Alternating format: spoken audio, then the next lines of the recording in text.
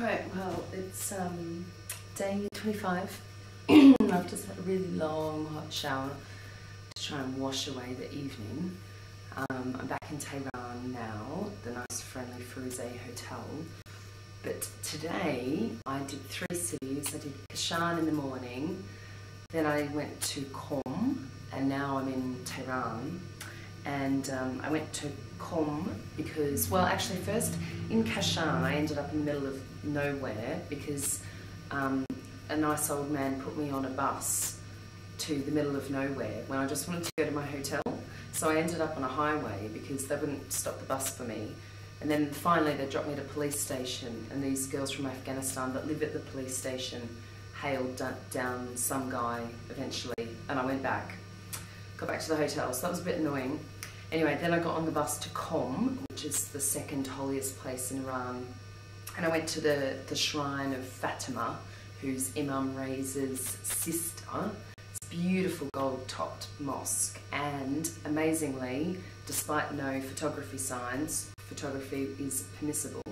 So I was having a really great time, you know, with the video camera and, you know, getting people praying and washing their feet and that sort of thing. And then even a cleric walked past, you know, with the like black or white turban, the long robes, the beard, you know, real like hardline guys, because they're the ones in Qom, that's sort of the centre of power in Iran, not Tehran.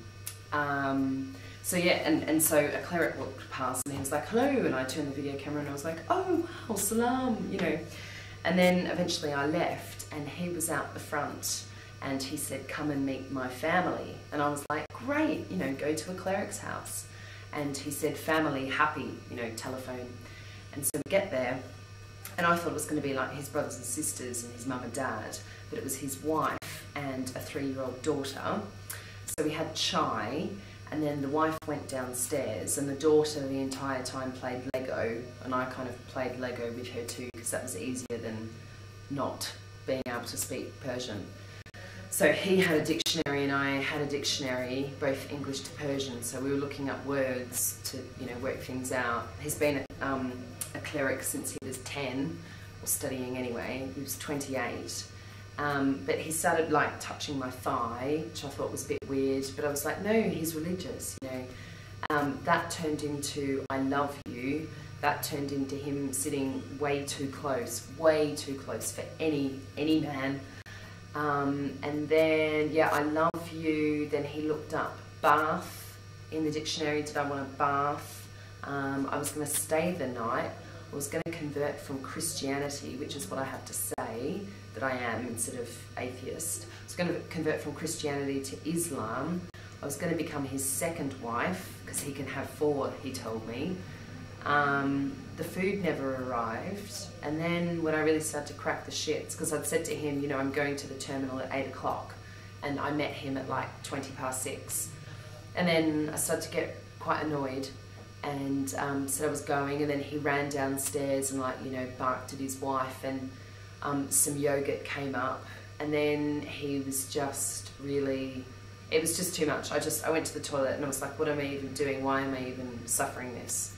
So I sort of stormed out, and the wife was like, oh, I bring food, and I was like, sorry. Got out, and he said, oh, I'll come in the taxi with you to the terminal, and I was like, no way. So to annoy him, I bought some cigarettes from the corner shop just out the front of his house, and smoked while walking next to him, so that, like, because he was like, hello to his friends, just to make him look like a dick that hangs out with a woman that would smoke. I got in the taxi and I was just like, got on the bus, had to sit on the back seat, and the guys, you know, one guy tends to like try to feed me, but in a really annoying way, and if you say yes once, it just is like a snowball, so I say no all the time. But I was just trying to listen to my iPod, and he kept like trying to, like, you know, get my attention and stuff, and then just got straight out of the bus at the end, and another guy falls into step and negotiates, like, you know, $1 US off my taxi fare, and then says, oh, can I share the taxi? Okay, fine. Sit in the back seat. He shouldn't even be in the back seat with me. He should be in the front seat. He then sits in the middle, which really annoyed me. You know, put his bag on the other side and was like, oh, come skiing. You know, I'll show you around, blah blah blah, and all annoying, all just harassment.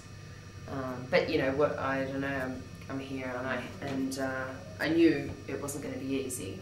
But being hit on by a hardline cleric is definitely one for the books. So yeah, I just had to talk about it.